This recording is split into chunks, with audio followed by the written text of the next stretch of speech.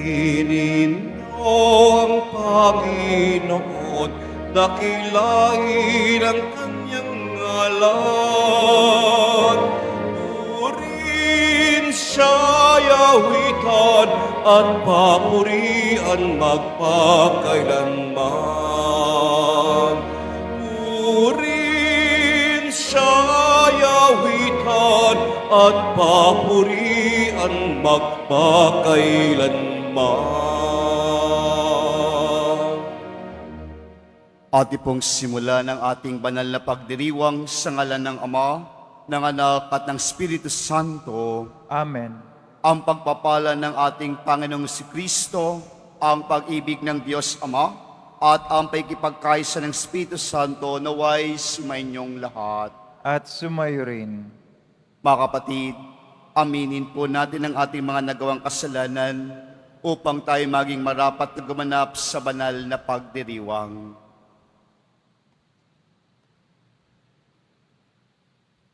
May kababaang loob tayo pong lahat. Inaamin ko sa makapangyarihang Diyos At sa inyo mga kapatid, na na lubha lubha akong akong nagkasala nagkasala sa isip, salita, sa gawa, at sa aking pagkukulang. Kaya isinasamo ko sa mahal na Birheng Maria, sa lahat ng mga anghel at mga banal, at sa inyo mga kapatid, na ako'y panalangin sa Panginoong ating Diyos. Diyos. Kaawaan tayo ng makapangyarihang Diyos, patawarin tayo sa ating mga nagawang makasalanan, at patubayan tayo sa buhay na walang hanggan.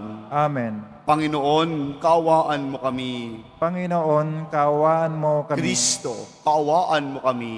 Kristo, kaawaan mo kami. Panginoon, kaawaan mo kami. Panginoon, kaawaan mo kami. Manalangin tayo. Ama naming makapangyarihan, maisaloob nawa naming palagian ang mga galing sa Espiritu ng kabanalan upang salita at gawa ay aming magampanan ang lahat ng iyong mga kinalulugdan sa pamamagitan ni Jesucristo kasama ng Espiritu Santo magpa sa walang hanggan. Amen. Magsipo muna lahat. Ang simula ng aklat ni Sirach.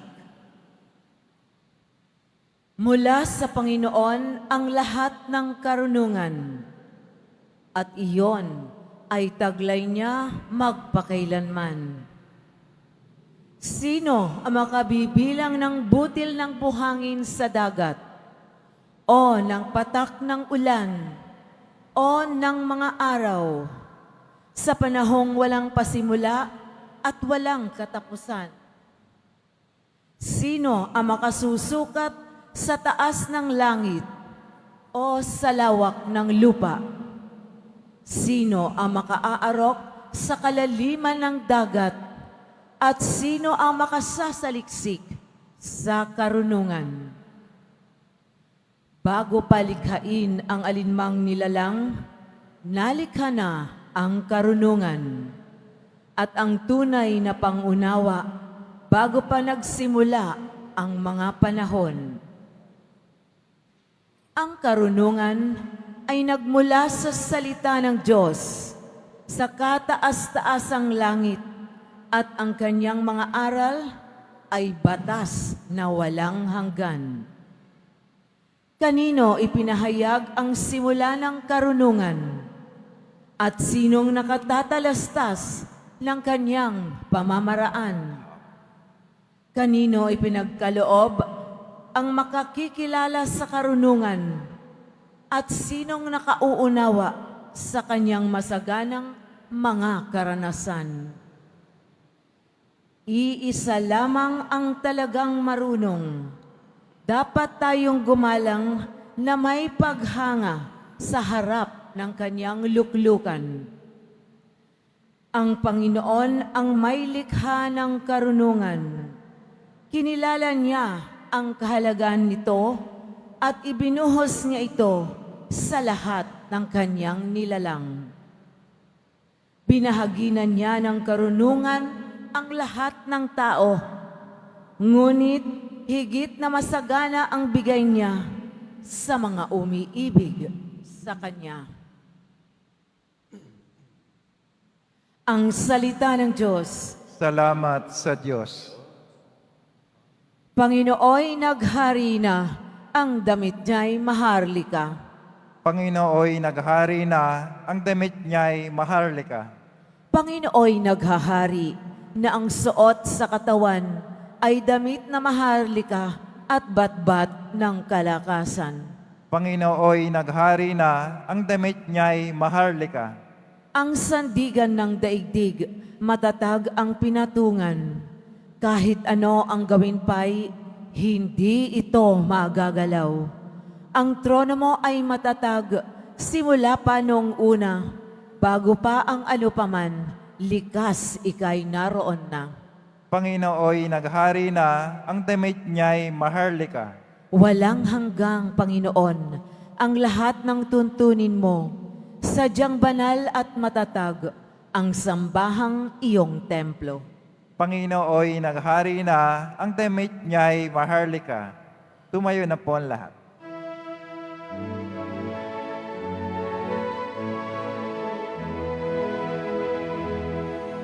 Alleluia,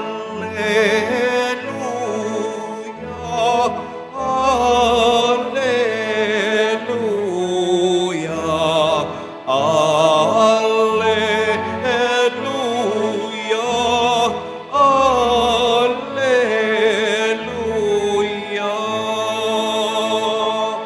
Si Kristo ay nagtagumpay, nalupig ang kamatayan,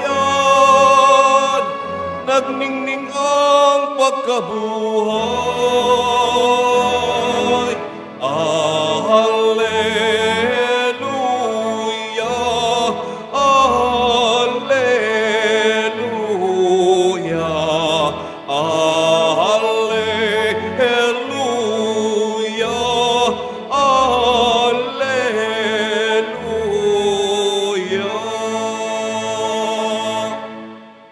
Sumainyo ang Panginoon. At sumayo rin. Ang mabuting balita ng Panginoon ayon kay San Marcos. Papuri sa iyo, Panginoon. Noong panahong iyon, habang bumababa si Jesus sa bundok, kasama sina Pedro, Santiago at Juan, ay nakita nila ang napakaraming taong nakapaligid sa mga alagad na naiwan at ang mga eskribang nakikipagtalo sa mga ito. Nagulat ang mga tao nang makita nila si Jesus. Sila'y patakbong lumapit sa kanya at binati siya. Tinanong ni Jesus ang kanyang mga alagad, "Ano ba ang pinagtatalunan ninyo?" At ng mga taong iyon, sumagot ang isa mula sa karamihan, "Guro, dinala ko po rito sa inyo ang aking anak na lalaki sapagkat siya ay inaalihan ng masamang spirito at hindi makapagsalita. Tuwing inaalihan siya nito, siya ay nilulugmok, bumubula ang kanyang bibig at nangangalit ang kanyang ngipin at siya ay naninigas. Hinihiling ko po sa inyo, mga alagad, na palayasin ang spirito, ngunit hindi nila mapalayas ito." Sinabi ni Jesus sa kanila, "Lahing walang pananampalataya. Hanggang kailan ako dapat manatiling kasama ninyo? Hanggang kailan ko kayo pagtitiisan? Dalhin ninyo rito ang bata." At dinala nga nila ito sa kanya. Nang si Jesus ay makita ng spirito, biglang pinangisay nito ang bata. Ano pat napalugmok ito sa kanya at gumulong-gulong na bumubula ang bibig. Kailan pa siya inaalihan ng masamang spirito? Tanong ni Jesus sa ama. Mula pa po sa kanyang pagkabata, tugon niya. Madalas siyang ihagis nito sa apoy at sa tubig upang patayin. Kaya kung may magagawa kayo, mahabag po kayo sa amin at tulungan ninyo kami. Kung may magagawa, ulit ni Jesus, mapangyayari ang lahat sa mga pananalig. Kaagad sumagot ng malakas ang ama ng bata, "Nananalig po ako, tulungan ninyo ako bagamat ako'y nagkulang." Nang makita ni Jesus na dumaragsa ang mga tao, pinagsabihan niya ang masamang spirito, ikaw, espiritong nagpapapipi at nagpapabingi, iniutos ko sa iyo, lumabas ka sa bata at huwag ka nang papasok sa kanya. Nagsisigaw ang masamang spirito, pinangisay ang bata, saka lumabas. Naging mistulang bangkay ang bata, kaya't ang sabi ng marami, patay na. Subalit siya'y hinawakan ni Jesus sa kamay at pinangon at tumindig ang bata. Nang pumasok na si Jesus sa bahay, palihim siyang tinanong ng kanyang mga alagad, bakit po hindi namin napalayas ang Espiritu? Sumagot si Jesus, ang ganitong uri ng Espiritu ay hindi mapapalayas, kundi sa pamamagitan ng panalangin.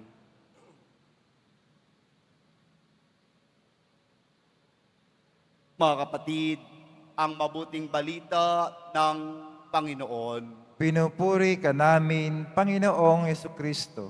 Magsipo muna ang lahat. Isang mapagpalang umaga po sa ating lahat, sa pagpapatuloy po natin ang ating paglalakbay sa kapitong linggo sa karaniwang panahon.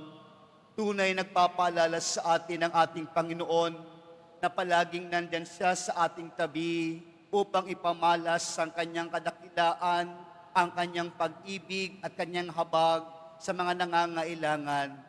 Tunay mga minamahal na kapatid, tayo dumudulog sa ating Pong Hesus Nazareno, kumikilala sa kanyang kapangyarihan dahil tayo ay may pangangailangan na dapat punan ng ating Pong Hesus Nazareno sa ating buhay paglalakbay. Sa pasimula ng linggong ito ang ating hiling, ang ating panalangin.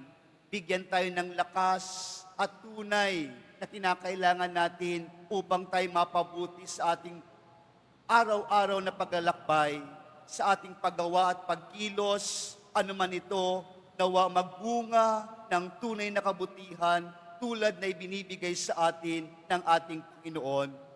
Mga minamahal na kapatid, sa ating mga pagbasa ngayon, ibinibigay sa atin ang katangian ng Diyos, ang katangian ng ating Pong Hesus Nazareno at katangian nating lahat bilang isang tao. Kung babalikan po natin ang unang pagbasa mula sa aklat ni Sirach, ipinapakita sa atin ng ating Panginoon, taglay niya ang dakilang karunungan, taglay niya ang kanyang katalinuhan na kung saan wala itong makakaarok o makakapantay sa kanyang kagalingan o karunungan na taglay na ibinibigay sa ating lahat at ibinabahagi din upang minsay maunawaan natin ang mga ito sa ating buhay paglalakbay. Mga kapatid, makapangyarihan ang Diyos para sa atin. Alam po natin yan sa ating buhay paglalakbay. Makapangyarihan ang Diyos na ating tinitingal at sinasamba. Wala po tayong gayong kapangyarihan, kaya tayo dumudulog sa Kanya. Pagkilala sa Kanyang tunay na karunungan nagbibigay sa atin ng katalinuhan upang maunawaan ang ating paglalakbay, upang makamit ang kabutihan, hindi ang kasamaan. Ang paggamit ng katalinuhang taglay ng Diyos na ibinabahagi sa atin mga minamahal na kapatid, upang tayo'y mapabuti, upang tayo'y mapasaayos, upang magkaroon ng buhay na makahulugan araw-araw. Mga minamahal na kapatid, sa ating ebanghelyo ngayon, taglay ito ng ating Panginoong Hesus Nazareno. Nasa kanyang kapangyarihan, ang katalinuhan na bigay ng Ama nating lahat sa Kanya. Bilang anak ng Diyos, ibinabahagi ito nung siya'y tulad nating nagkatawang tao, nakipamuhay at nakilakbay upang mapunan ang pangangailangan ng bawat isa sa atin. Higit sa lahat sa ating ebanghelyo ngayon, may inaalian ng masamang spirito na kung saan ang kanyang mga alagad ay sumubok na palayasin, ngunit hindi ito umalis sa batang iyon. Nung makita si Jesus, ang ating Pong Hesus Nazareno, lumapit ang ama ng bata at nagmakaawa, mahabag po kayo sa amin, sa akin, sa aking ama. Palayasin niyo po, pagalingin niyo po ang aking anak na inaalian ng masamang spirito. Pinapahirapan na masamang spirito ang kanyang anak. Ngunit ang ama, nakilala niyang si Jesus, kumikilala sa kapangyarihang taglay, kapangyarihang nagdudulot ng kabutihan. Pag-aangkin ng kapangyarihan na nagdudulot ng kaayusan ng buhay. Mga kapatid, siguro sa ngayon, taglay din natin ang kapangyarihan. Taglay din natin ang mga ito, ngunit saan ito patungo at ano ang bunga nito para sa atin? Ikabubuti ba natin o ikasasama natin? Ngunit binibigyan tayo ng halimbawa ng ating Pong Hesus Nazareno. Taglay ang kapangyarihan mula sa ating Panginoon, sa ating Ama. Ibinibigay, ipinapadama na mayroong kabutihan ang ito sa ating buhay. Ngunit mga minamahal na kapatid, may isang sangkap na nais ng Diyos para sa atin ngayon. Kung napansin niyo po sa uling bahagi ng ating ebanghelyo, nung sumubok ang mga alagad ni Jesus na palayasin ang masamang spiritong pumaalihan sa batang ito, bakit hindi po namin napalayas ang masamang spirito? Anong sabi ng Panginoon? Sa ganitong pamamaraan, kailangan natin ng panalangin. Mga minamahal na kapatid, alam po natin, lahat tayo'y marunong manalangin, marunong magdasal. Ito'y pala'y isang pamamaraan upang palayasin ang masamang spiritong umaali-aligid sa atin at minsan nasa atin na mismo ang mga ito. Mga minamahal na kapatid, paalala sa atin ng ating Pong Hesus Nazareno, kung nais natin pagkaroon ng buhay na maayos, na walang impluensya ng masamang spirito, patuloy tayong manalangin. Tunay na panalangin ang ating gagawin, hindi lang sa paghingi, kundi ang ating kaayusan ng buhay. Kabutihan dapat nating taglay. Ito'y matatamo lamang kung mayroon tayong marunong at tunay na panalangin na taglay. Ngunit bago tayo manalangin, anong sangkap din ang kinakailangan natin? Tulad ng amang lumapit kay Jesus, sa ating Pong Hesus Nazareno, anong sabi ni Jesus nung malaman niyang hindi mapalayas ng mga alagad, ang lahing walang pananampalataya? Mga minamahal na kapatid, totoo bang may pananampalataya tayong taglay araw-araw sa buhay na kaloob ng Diyos? Tunay ba at buhay ba sa atin ang pananampalatayang ito? Sasabihin po natin, oo, dahil Father, nananalangin ako. Dahil ang panalangin ay bunga ng ating pananampalataya. Pero yung Ama, na-recognize niya na kulang ang kanyang pananampalataya. Kaya kailangan nating palakasin araw-araw. Mga minamahal na kapatid, minsan, pag tayo'y gumagalaw na sa normal na buhay natin, nakakalimutan natin ito. Kaya tayo dumudulog sa pasimula ng linggong ito ang paalala sa atin. Taglayin natin ang tunay na pananampalatayang ating sandata, ang ating daladala sa ating buhay araw-araw. Kung ito ang ating palaging nasa isip at sa damdamin at kung katauhan natin, tunay ang Diyos na nagbibigay sa atin ng lakas at biyaya. Kaya po mga minamahal na kapatid, sa pagpapatuloy ng ating pagdiriwang ngayon, tandaan po natin, ang Diyos ang pinagmumulan ng kapangyarihan, na kung saan ang bunga nito ay may kagalingan. Lahat tayo ay nangangailangan ng kagalingan. Sa lahat ng aspeto ng ating buhay, ang Diyos ang kasagutan ng ating kagalingan. Si Jesus Nazareno ang sagot sa ating pangangailangan ng mga sakit o sakit ng buhay. Siya ang tunay na kagalingan ng ating buhay. Dahil siya'y makapangyarihan, siya'y tunay nagbibigay sa atin ng tunay na kahulugan ng ating paglalakbay at buhay. Mga kapatid, huwag nating kakalimutan, may biyaya ang Diyos sa atin. Ang Diyos nagbibigay sa atin palagi ng biyaya, hindi lang sa material na bagay. Pananampalatayang biyaya sa ating lahat. Kung ito'y ating yayakapin ng lubos, at tunay sa atin, magbubunga lalo ang biyaya ng Diyos sa atin. Amen. Tumayo na po ang lahat.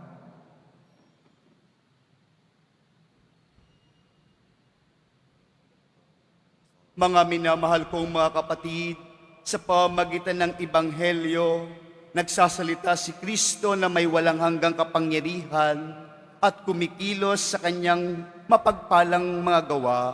Sa pamagitan niya, manalangin tayong may pananalig.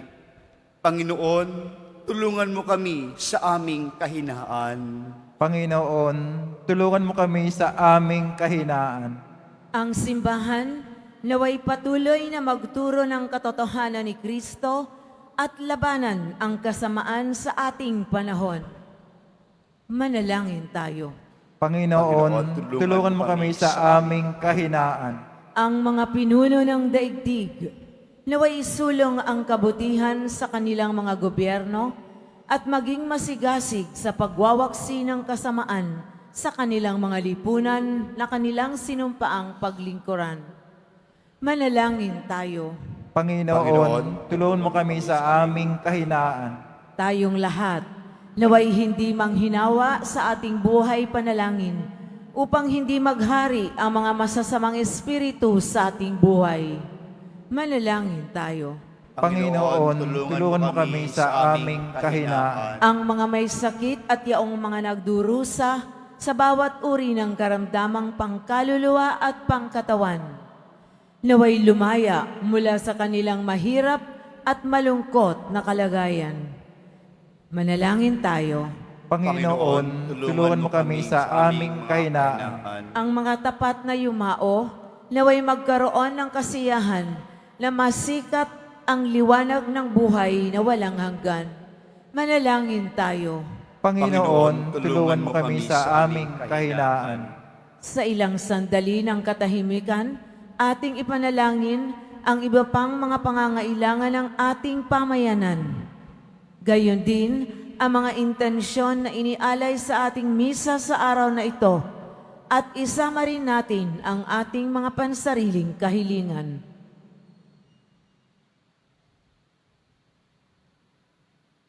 Manalangin tayo.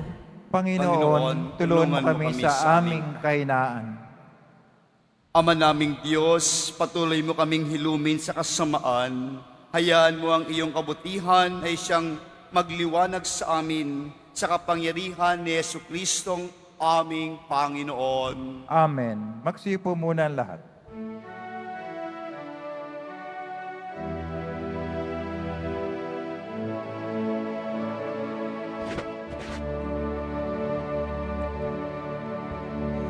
Salamat sa iyo,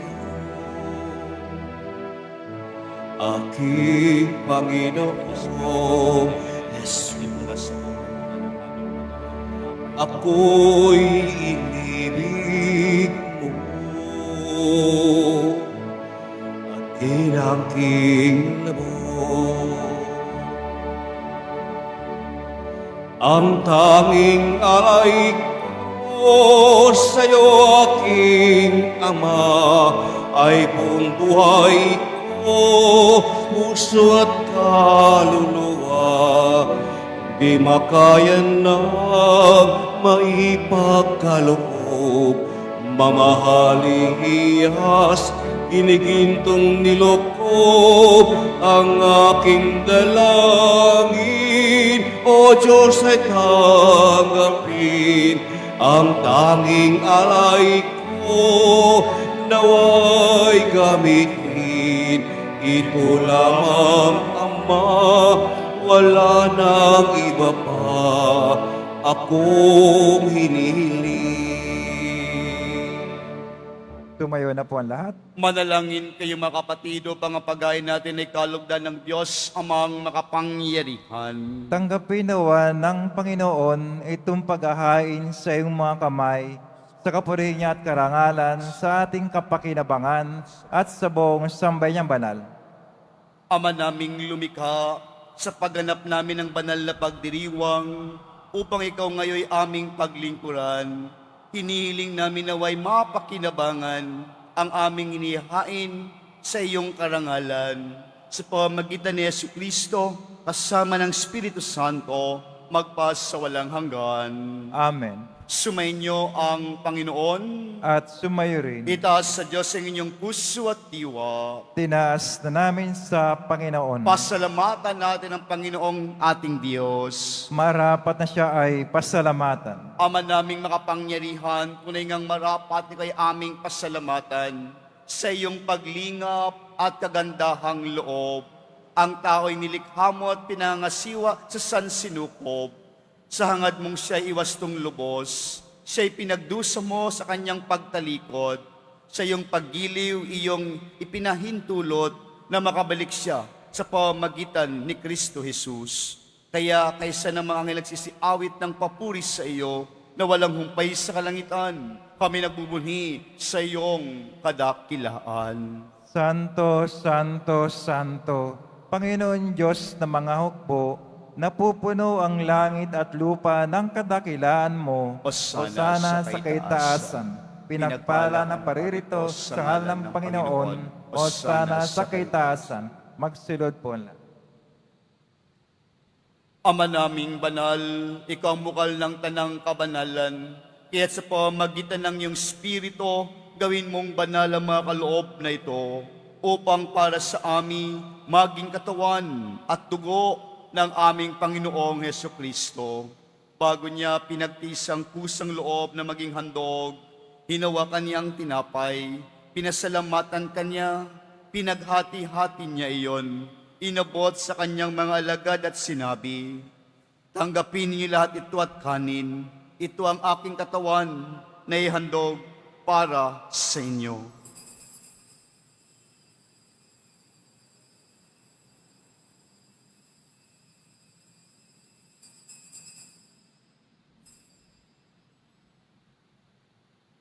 Gayon din naman nung matapos ang hapunan, hinawakan niya ang kalis, muli kanyang pinasalamatan, inabot niya ang kalis sa kanyang mga alagad at sinabi, tanggapin ninyo lahat ito at inumin, ito ang kalis ng aking dugo, ng bago at walang hanggang tipan. Ang aking dugo na ibubuhos para sa inyo at para sa lahat, sa kay pagpapatawad ng mga kasalanan. Gawin niyo ito sa pag-alala sa akin.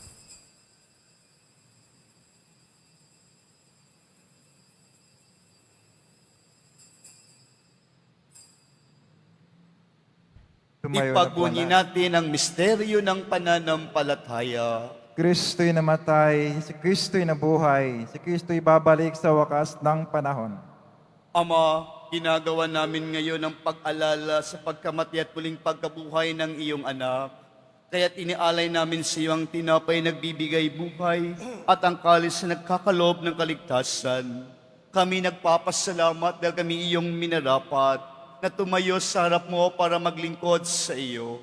Isinasamo namin kami magasalo-salo sa katawan at dugo ni Kristo ay mabuklod sa pagkakaisa sa pamamagitan ng Espiritu Santo.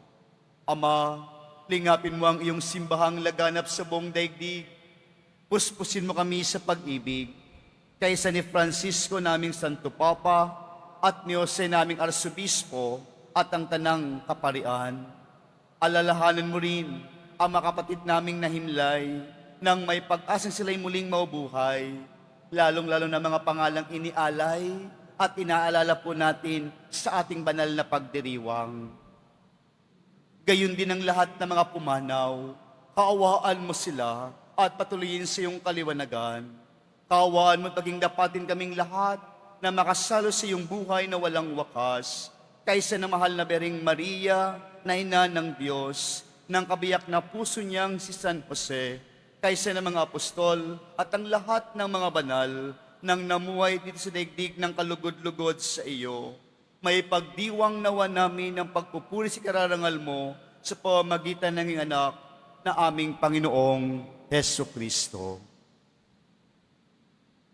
Sa pamamagitan ni Kristo, kasama niya at sa Kanya, ang lahat ng parangal at papuri sa iyo, Diyos Ama makapangyarihan, kasama ng Espiritu Santo, magpas sa walang hanggan. Amen. Sa tagubili naman nakahagaling na utos at turo ni Jesus na Panginoon natin at Diyos, ipahayag po natin ng lakas loob. Ama Ama namin, namin, sumasalangit ka, sambahin ang ngalan mo, mapasa amin ang kaharian mo, sundin ang loob mo dito sa lupa para nang sa langit. Bigyan mo kami ngayon ng aming kakanin sa araw-araw, at patawarin mo kami sa aming mga sala, para nang pakapatawad namin sa nagkakasala sa amin, at huwag mo kaming ipahintulot sa tukso, at iadya mo kami sa lahat ng masama.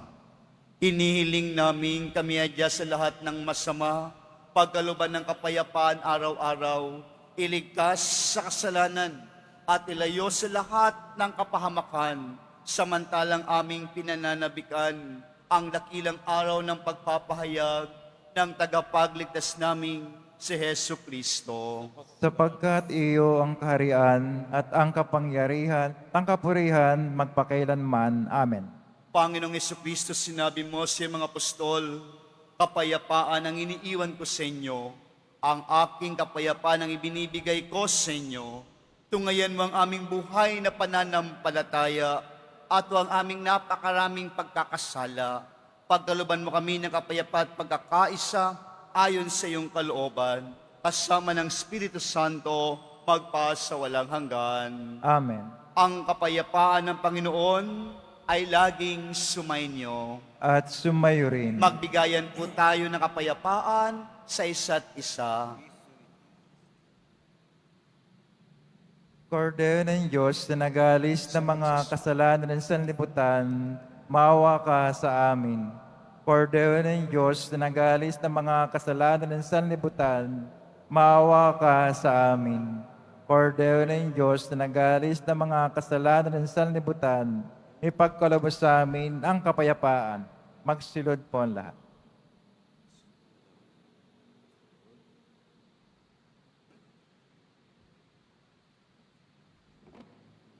Mga kapatid, ito si Kristong nagpapaalala sa atin ngayon. May biyayang panampalataya na magdadala sa atin sa buhay kagalingan. Ito siya, ang kordero ng Diyos. Ito ang nag-aalis ng kasalanan ng sanlibutan.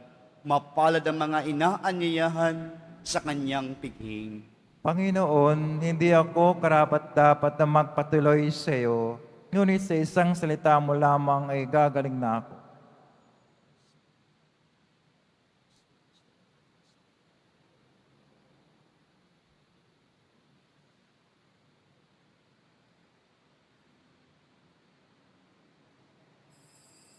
Para sa lahat ng tatanggap ng banal na komunyon, sasagot po tayo ng amen pagkasabi ng pare o minister ng katawan ni Kristo at subukan sa bibig bago umalis sa panampare o lay minister. Sumunod po tayo.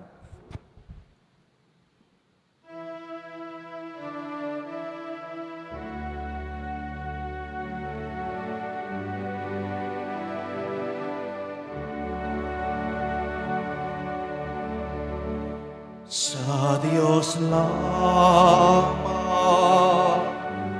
mapapanatan ang aking kaluluwa. Sa Kanya nagmumula ang aking pag-asa at kaligtasan.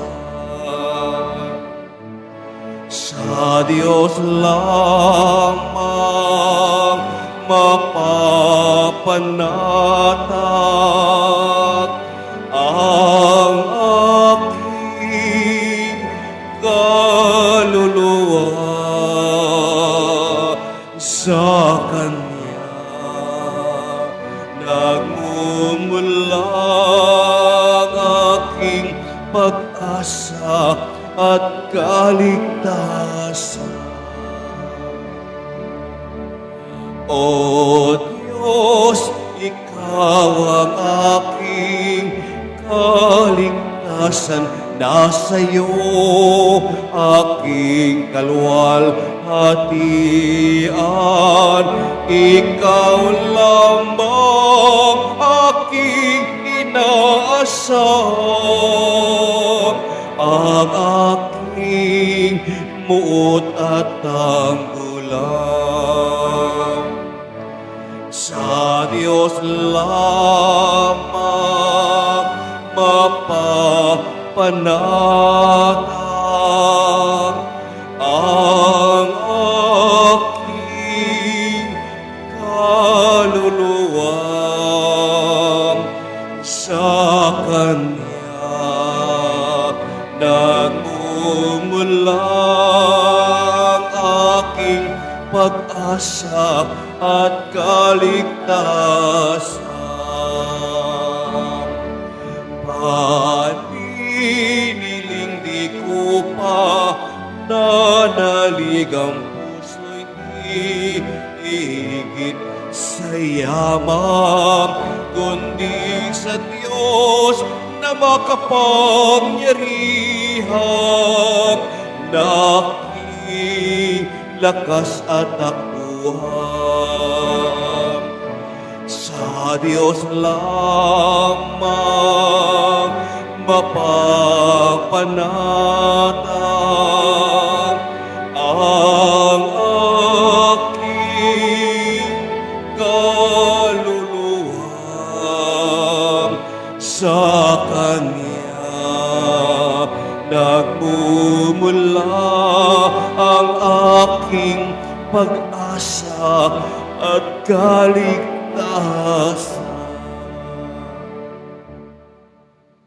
Pagkatapos ng misa, wiwisikan po ang lahat ng banal na tubig. Pinakikiusapan ng lahat na manatili lamang muna sa inyong mga lugar, tanging sa Quezon Boulevard o sa plaza sa naman lamang ang labasan ng lahat. Sumunod po tayo. Maraming salamat po sa inyong pagdalaw at pagsisimba sa Basilica Menor at Pambansang Dambana ni Jesus Nazareno. Tumayo na po ang lahat. Manalangin tayo. Ama naming mapagmahal, ipagkaloob mong aming mapakinabangan ang dulot ng kaligtasan na aming pinagsaluhan bilang sangla ng iyong tiyak na pagsagip sa tanan sa pamamagitan ni Jesucristo kasama ng Espiritu Santo magpas sa walang hanggan. Amen. Sumainyo ang Panginoon. At sumayo rin. Imo kayo habang ginagawad ang pagpapala. Poong Jesus Nazareno, inihayag mo sa pamamagitan ng krus ang walang maliw na pag-ibig ng Diyos sa sangkatauhan. Pakinggan mo ang kahilingan lalo na para sa mga nangangailangan ng iyong tulong at awa. Makamtanawan namin ang iyong kasagutan na may utang na loob na tinatanaw. Basbasan din po ninyo itong mga imay at dasalan upang lalo kaming manalangin at magtiwala. Sa pamagitan ng bendisyon na ito, naway lalo kaming maging mapaglingkod, masunurin at tapat sa iyo na aming maluhating Panginoon magpas sa walang hanggan. Amen. At pagpalain kayong lahat na makapangyarihang Diyos, ang Ama at ang Anak at ang Espiritu Santo. Amen. Humayo kay taglay ang kapayapaan ng Poong Jesus Nazareno. Salamat sa Diyos.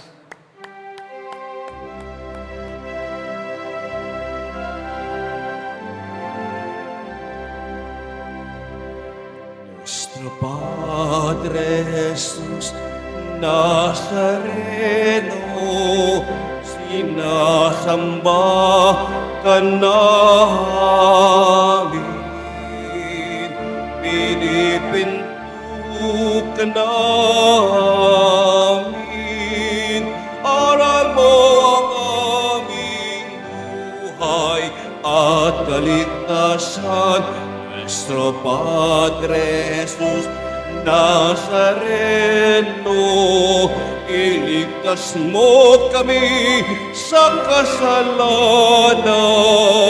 Ang krus mo kinamatayan ay sagisag ng aming kaligtasan.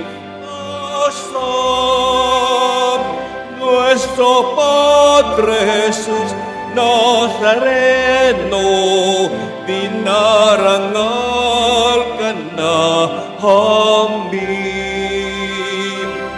Nuestro Padre Jesus Nazareno, dinulwalhati ka namin. Nuestro Padre Jesus Nazareno, dinarangal ka na amin. Nuestro Padre Jesus Nazareno, linulwalhati ka